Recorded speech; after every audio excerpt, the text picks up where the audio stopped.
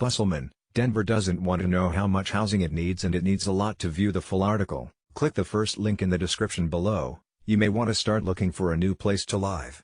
If you're not rich and you would like to continue living in your neighborhood, you have reason to worry about a recent report that ranked Denver as the second most intensely gentrifying city in the U.S. between 2010 and 2017. More than 100,000 people moved to Denver. But the city issued just 35,000 permits for new housing units in the same timeframe. Many new residents arrived with college degrees and good salaries, allowing them to spend their way into existing homes and apartments, often in historically Black and Latino communities. The situation increased prices in some of the city's most affordable neighborhoods and drove thousands of families to leave their longtime homes.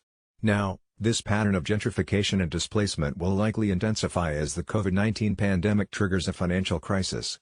Though the solution is simple: build more housing, Mayor Michael Hancock and members of the city council can't handle the truth about a critical number that should be at the center of the city's policies. How much housing does Denver need?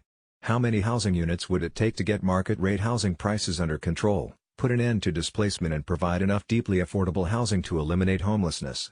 Would 50,000 new housing units in the next 5 years do the trick? 100,000 in 10 years? Maybe even more? Don't ask your elected officials. They have no idea. In all of the city's thousands of pages of reports and plans for the future, there are no specific goals that lay out the number of housing units needed. We have a failure to recognize that the only way out of this problem is to have ample housing supply at all levels of affordability, says Phyllis Resnick, Executive Director and Chief Economist of the Colorado Future Center at Colorado State University. But it's no accident that the city lacks clear and measurable goals.